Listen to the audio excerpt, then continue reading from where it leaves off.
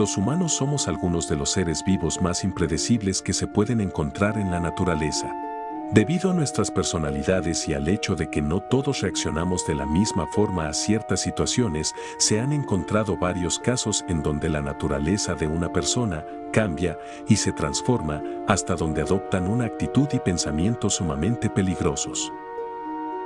En la historia de la humanidad, siempre ha existido la maldad, la cual camina a la par de nosotros. Esta maldad siempre se pasa esperando el momento oportuno para poder entrar en nuestras vidas. Solo hace falta un suceso o un evento trascendental para que ésta se cuele y empiece a infectarnos. ¿Qué tan fuertes somos para rechazar este llamado? ¿Acaso hay alguien que pueda resistirse las ansias y pensamientos cuando esta maldad ya ha empezado a manifestarse en nosotros? Y, lo más importante que tendríamos que preguntarnos, ¿qué quedaría de nuestro antiguo ser si cayéramos en las redes de esta maldad? Aunque nadie sabe las respuestas ciertamente a estas preguntas, lo que sí podemos hacer es reconocer aquellos casos en donde el instinto y las emociones fueron más fuertes que la cordura de la persona. Para prevenir que algo así pueda ocurrirle a alguien cercano o, en el peor de los casos, a nuestra propia persona. Es tiempo de abrir el expediente de uno de los asesinos seriales más sanguinarios en la historia de los Estados Unidos, aquel cuyo apodo ha despertado el terror y la repulsión de muchos debido a la increíble cantidad de crímenes cometidos y la brutalidad de los mismos. Con ustedes, el monstruo de Milwaukee, Jeffrey Dahmer.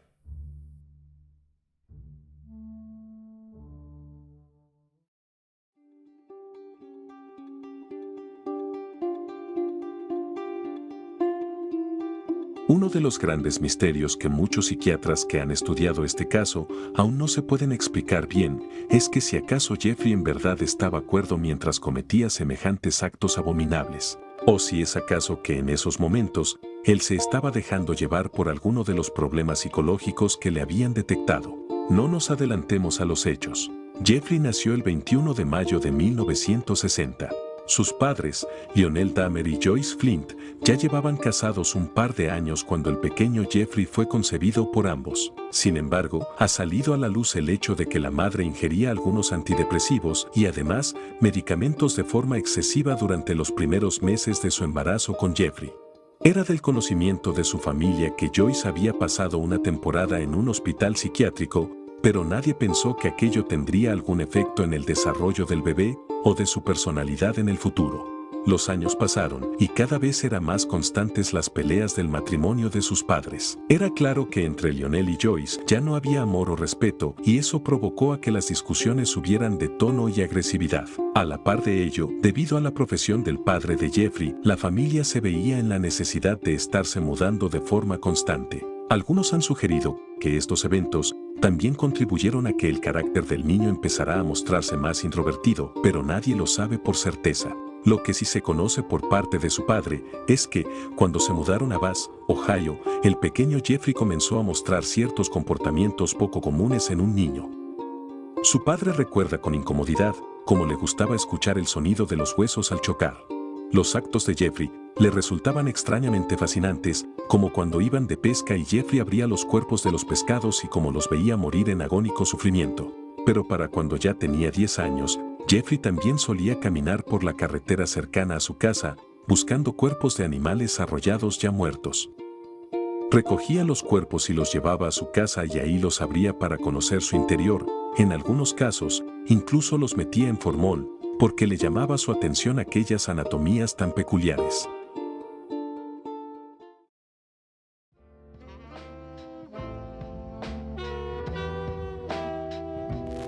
Police won't confirm a newspaper report that Dahmer has confessed to murder and cannibalism. One longtime acquaintance describes Dahmer as one weird dude. A neighbor offered a similar description. In my opinion, he appeared to me to be a geek. Al entrar a la secundaria, lo que comenzó como aparente morbo infantil y curiosidad, empezó a convertirse en algo mucho más oscuro. Según reportes y entrevistas hechas a algunas personas que lo conocieron, estas comentaron que era un muchacho bastante extraño e introvertido. No se sabía qué rondaba por su cabeza y muy a menudo rompía las reglas y le placía el molestar a sus compañeros. Lo curioso en todo esto es que, a pesar de ciertos focos rojos que llegaron a presentarse, pudo librarse de meterse en problemas por un buen rato.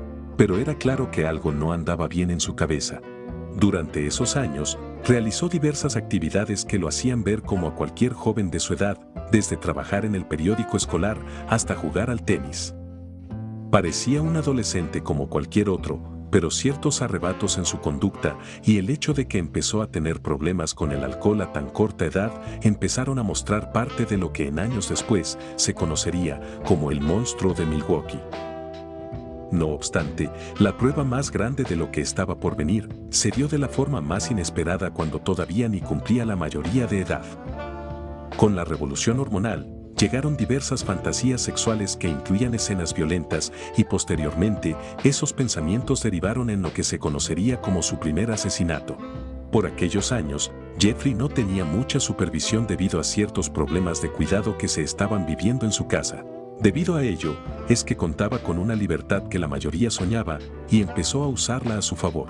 Su primer víctima fue un muchacho de nombre Steven Mark Hicks, al cual llevó a su casa con el pretexto de invitarle alcohol, mientras esperaban la hora para ir a un concierto. Tras unas horas, Hicks intentó retirarse y aquello enfureció a Jeffrey. ¿El resultado? Jeffrey golpeó al chico de 18 años en la cabeza para después estrangularlo hasta la muerte. Terminó escondiendo el atroz crimen desmembrando su cuerpo, disolviéndolo en ácido para quitar la piel de los huesos y terminando moliendo los huesos como arena para después regarlos sobre toda su yarda. Antes de que cumpliera los 18 años, sus padres decidieron divorciarse debido a todos los problemas que se habían estado presentando en el matrimonio y tras unos cuantos meses, el padre volvió a contraer nupcias con otra mujer. A pesar de esto, el joven Jeffrey decidió enfocarse en entrar a la Universidad de Ohio State. Lo logró conseguir y pudo atender a la universidad, pero su meta de graduarse nunca se concretó, ya que por su mismo vicio al alcohol, se vio en la necesidad de abandonar la universidad.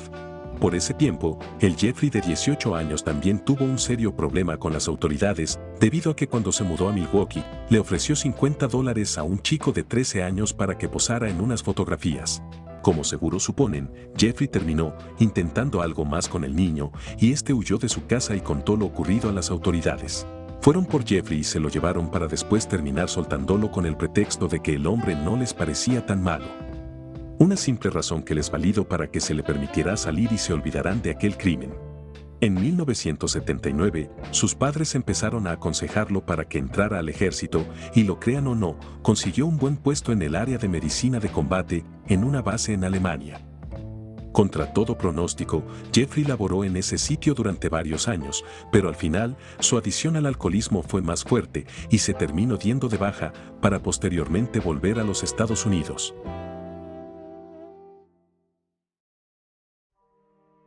A 31-year-old man who admitted to killing victims in his apartment, then dismembering their bodies, may have murdered up to 17 people. 5 of the victims have now been positively identified.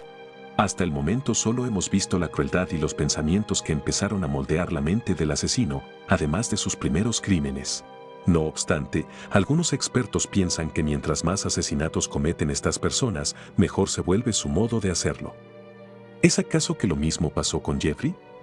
Analicemos algunas de sus acciones más brutales.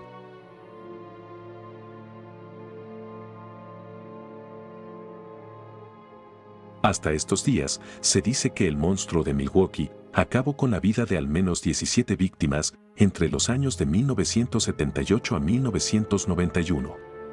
De todas sus víctimas, al menos 12 fueron eliminadas en su apartamento en North 25th Street, para después desmembrarlas, guardar algunos trozos de sus cuerpos como trofeo e incluso almacenar partes de su carne para posteriormente consumirlas. Otros 3 cuerpos fueron deshechos en la residencia de su abuela en West Allis, Wisconsin.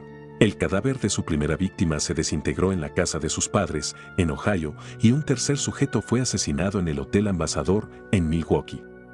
Aunque a Jeffrey se le cuestionó por la raza de sus víctimas, él siempre aseguró que aquello era lo que menos le importaba cuando buscaba chicos u hombres. De todas formas, muchos no dejaron de notar que al menos 14 de los desaparecidos pertenecían a diversas minorías étnicas y 9 de ellos eran afroamericanos. A pesar de esos detalles, tanto él como diversos expertos dedicados al estudio de su comportamiento avalaron que, en efecto, Jeffrey buscaba a las personas por su físico. Esto se hizo presente con mayor fuerza cuando diversos estudios antropológicos demostraron que la mayor parte de ellos compartían una similitud morfológica, lo que a su vez demostró que el asesino se sentía atraído por un cierto tipo de cuerpos. En cuanto a su modo de operar del asesino, este solía atraer a las víctimas a espacios cerrados con diversos pretextos para después drogarlos o sedarlos de alguna forma. Cuando estos ya no podían defenderse, procedía a estrangularlos para posteriormente desmembrarlos y disolver los cuerpos. Pero claro, eso no siempre fue así. Como pudimos ver con su primera víctima, Jeffrey lo eliminó con una combinación de golpes a la cabeza y estrangulamiento. En el caso de su segunda víctima, esta fue golpeada hasta la muerte. Otro de los hombres cuyo destino terminó a manos del monstruo, se fue de este mundo debido a un corte en su arteria carótida. Como pueden ver, todos ellos partieron de este mundo de formas horribles e inhumanas. Sin embargo, de todas sus víctimas, se piensa que la que más sufrió por culpa de sus tratos fue la cuarta víctima, ya que el asesino relató cómo le hizo diversos agujeros en el cráneo donde llegó a inyectarle ácido clorhídrico y agua hirviendo. Todo con el fin de que permaneciera sumiso y no se fuera de su lado, aunque al final resultó en la muerte de la víctima.